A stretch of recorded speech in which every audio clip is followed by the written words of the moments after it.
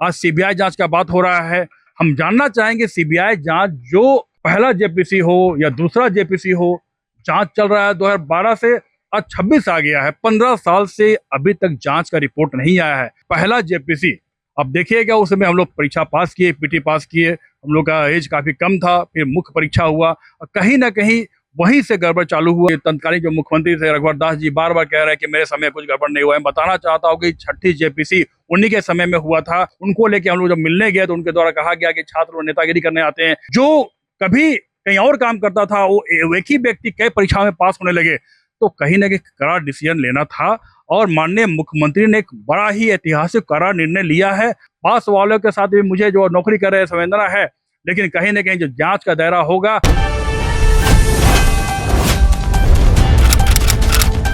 झारखंड में छात्रों को अपने हक की लड़ाई शुरुआत से ही लड़नी पड़ रही है। अगर ये हम इसलिए कह रहे हैं कि झारखंड में पहली जेपीएससी से लेकर अब तक जितनी भी जेपीएससी की नियुक्तियां हुई वो सारे विवादों में रहा और उसके लिए लंबे समय तक संघर्ष करना पड़ा। लेकिन अब जो परिणाम निकल कर आया है वो काफी फलाफल देने वाला है, क्योंकि झारखंड सरकार ने यूं कहें कि 11वीं से लेकर 13वीं तक की जेपीएससी परिणाम को भी रद्द कर दिया और जो शुरुआत से जेपीएससी हैं उस पर भी जांच की संभावना दिख रही है। तो ऐसे में जो लंबे समय तक छात्र नेता के तौर पर और खुद एक अभ्यर्थी के तौर पर जेपीएससी के खिलाफ लंबी लड़ाई लड़ा, खुद प्रथम जेपीएससी से लेकर अब तक के तमाम जेपीएससी में एग्जाम दिए, लेकिन परीक्षाओं में गड़बड़ियां जिस वजह से हुई और जो चीजें निकल कर आई है, इससे ये कहीं ना कहीं जेपीएससी के चयन प्रक्रिया से बाहर रहे। ये शख्स है अनिल पन्ना जी, जो लंबे समय तक जेपीएससी के खिलाफ आंदोलन करते रहे लेकिन थक हार कर घर में बैठ गए। लेकिन आज जो सरकार ने फैसला लिया, इससे इनके चेहरे भी अब खिल उठे हैं, उम्मीद की किरण जग चुकी है। अनिल जी, जेपीएससी और आपका पुराना रिश्ता है और अब जो आज हुआ उसको किस रूप में लिया? देखिए, रात में शाम से लग रहा था कुछ बड़ा होने वाला है। कहीं ना कहीं जो स्थिति बना था, जो आंदोलन चला था, लेकिन रात में मैं जगा था और अचानक आर्मी का लेटा आया। मैं देखा, रात भर जगा रहा और देखा कि आदरणीय मुख्यमंत्री माननीय हेमंत सोरेन जी ने एक बड़ा और एक ऐतिहासिक और कड़ा निर्णय लिया, जो एक मील का पत्थर साबित होगा। और कहीं ना कहीं किसी राज्य के मुख्यमंत्री ने ऐसा निर्णय नहीं लिया था, ना कि कोई केंद्र के सरकार ने निर्णय लिया और 21 से 22 परीक्षाओं को रद्द किया है। इसके लिए सभी छात्र और सभी तहे दिल से माननीय मुख्यमंत्री जी को धन्यवाद करते हैं, क्योंकि मैं खुद भुक्तभोगी रहा हूं और मैं बताना चाहता हूं कि कैसे जेपीसी का कहानी आगे बढ़ा है। जब झारखंड गठन हुआ, इसके बाद झारखंड लोक सेवा आयोग का भी गठन 2002 में हुआ और पहला जेपीसी, अब देखिएगा, उस समय हम लोग परीक्षा पास किए, पीटी पास किए, हम लोग का एज काफी कम था, फिर मुख्य परीक्षा हुआ और कहीं ना कहीं वहीं से गड़बड़ चालू हुआ। आज पहला जेपीसी हो, दूसरा जेपीसी दिए, सभी पे जांच चल रहा है और जांच से स्पष्ट हो गया है कि पूरा परीक्षा ही गड़बड़ था। तो आप अंदाजा लगाइए कि इसका जो न्यू रखा गया था, कैसे इसका न्यू बना होगा। आज कहीं ना कहीं आज सीबीआई जांच का बात हो रहा है। हम जानना चाहेंगे सीबीआई जांच जो पहला जेपीसी हो या दूसरा जेपीसी हो, जांच चल रहा है 2012 से, आज 26 आ गया है। 15 साल से अभी तक जांच का रिपोर्ट नहीं आया है। यहाँ कम से कम देश का पहला मुख्यमंत्री है आदरणीय हेमंत सोरेन जी, जो अपने शासन काल में स्वयं जांच करवा रहे हैं। सीआईडी लगा हुआ है, अपना काम कर रहा है, प्रतिदिन नया नया खबर आ रहा है, प्रतिदिन नया नया ब्रेकिंग न्यूज आ रहा है, एक एक चीज का खुलासा हो रहा है। आज देखिए, 14वीं जेपीसी पीटी परीक्षा रद्द हुआ है।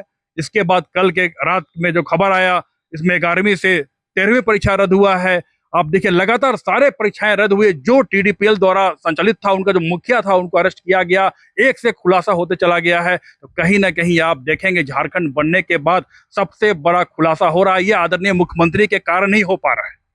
लेकिन एक सवाल ये भी उठ रहा है कि जब सरकार के पास विरोध के स्वर लगातार उठते रहे थे, तो फिर नियुक्तियां बांट दी जाती है, फिर रद्द कर दिया जाता है, तो सरकारी सिस्टम पर जो एक भरोसा टूटता हुआ नजर आ रहा है।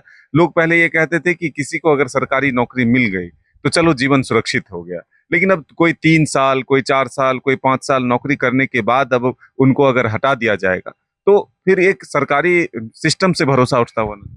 देखिए, कहीं ना कहीं ये प्रक्रिया था, चाहे वो आप कोई भी जेपीसी उठाइए, तीसरा का हाल वही था, चौथा का, पांचवा का, छठा का लंबा आंदोलन चला। छठा में हम लोग करीब 6 साल तक, अब देखिए 2015 में विज्ञापन आता है और इसका नियुक्ति हो तो 2020 आ जाता, कोविड के काल में इसका नियुक्त होता है।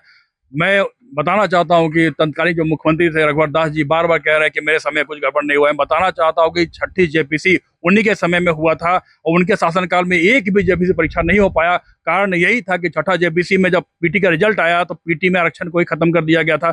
उनको लेके हम लोग जब मिलने गए तो उनके द्वारा कहा गया कि छात्र नेतागिरी करने आते हैं, फेल होने के बाद आते हैं। हम लोग बार बार बताने का प्रयास किया, हम लोग हर एक परीक्षा देते हैं, पीटी पास है, पहला जेपीसी का, दूसरा जेपीसी का, सब मैंने एडमिट कार्ड दिखाया, तब भी वो मानने को तैयार नहीं हुए। तो दबाव में आके उन्होंने अमर बोरी कमेटी बनाया। अमर बोरी कमेटी में स्पष्ट उल्लेख किया गया, क्योंकि उनका टीम जो गठित हुआ उनके द्वारा यूपी गया, बिहार गया, यूपीएससी में गया, सारे राज्यों का दौरा करके उन्होंने रिपोर्ट में स्पष्ट कहा कि सभी चरणों में आरक्षण देना चाहिए। ऐसे करके कई पॉइंट बिंदु बनाए गए थे, लेकिन ये रिपोर्ट सरकार के खिलाफ में था, इसलिए रघुवर दास ने इस रिपोर्ट को प्रकाशित ही नहीं किया। तो कहने का मतलब है कि आप इसको उसी समय सुधार करने का प्रयास करते, आप इसको सही करने का प्रयास करते, तो कहीं ना कहीं जेपीसी में सुधार होता।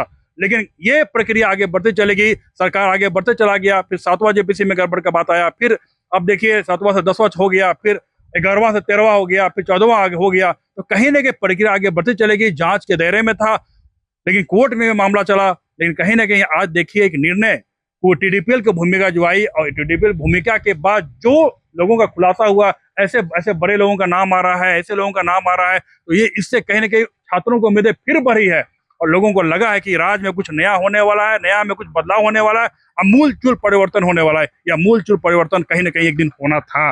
लेकिन जो सफल अभ्यर्थी हैं, जो जिनको नौकरी मिल गई, सीजीएल के ही जो सफल अभ्यर्थी हैं, अब उनका विरोध शुरू हुआ है और वो कह रहे हैं कि एक एक अभ्यर्थियों की जांच करा ली जाए, अगर हम दोषी हैं तो हमें फांसी की भी सजा दी जाए।